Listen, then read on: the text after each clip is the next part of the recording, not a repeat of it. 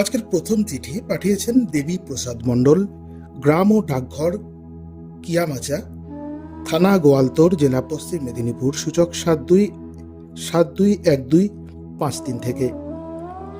পত্র সাথী পত্রালী। উৎসবের মাসে আসা যাওয়ার ক্যালেন্ডারের পাতা দ্রুত পাল্টে যায়।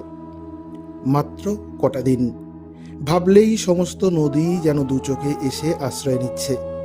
অথচ ছেলে, বৌমা, নাতি নাতনির চিন্তায় এ সময় চোখের জল যেন অমঙ্গলের। মায়ের ধরা গলা শুনে ছেলের উৎকণ্ঠা দেখে বাবা বলেন, এই কদিন তোদের সাথে কম বকবক করেছে, গলা তো বসবেই।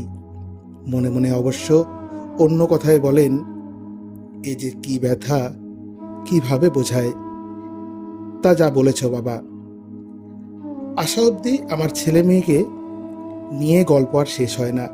জানো বাবা, কাল রাতের অবাক করা কাণ্ড। রাত্রি তখন 1টা। মনে হলো তোমাদের ঘর থেকে কথা শোনা যাচ্ছে। গিয়ে দেখি গল্প তখন গড়গড়িয়ে গড়ের মাঠ পার করে তেপান্তরের মাঠে ব্যঙ্গমা ব্যঙ্গমীদের খোঁজে ঢুঁ মারছে। আমি আর কিছু না বলে চলে এলাম। বাবা বললে, এই জন্যে তো আমাদের বেঁচে থাকা।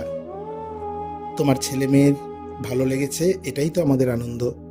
তোমরা চলে যাওয়ার পর আমরা দুজনে তোমাদের গল্প, খাওয়া দাওয়া, হইচইয়ে মজে মায়ের আসার দিন গুনবো আবার। মা এক বাটি পায়েস এনে বলেন, নে তাড়াতাড়ি খেয়ে নে। হ্যাঁ রে, বৌমা কোথায়? সব ঠিকঠাক করে নিয়েছিস তো? ফোন করিস বাবা প্রতিদিন একবার। সেবার তোরা ফেরার পর উনি কদিন ভালো খাওয়া দাওয়া করলেন না। অমনি বাবা বলে উঠলেন, হয়েছে হয়েছে, বলি তোমার আক্কেল হবে না?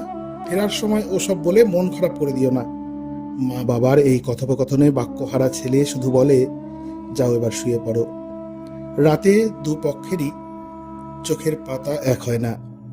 এই ক্ষণিক সুখ নিয়েই আসা যাওয়ার উৎসব যাপন। উভয় পক্ষের প্রার্থনা, তবু মনে রেখো ক্ষণিক সুখটুকু। চিঠি পাঠিয়েছেন আমাদের নতুন পত্রবন্ধু দেবী প্রসাদ মণ্ডল, গ্রাম ও ডাকঘর কিয়ামাচা, থানা গোয়ালতোড়, জেলা পশ্চিম মেদিনীপুর, সূচক 721253 থেকে।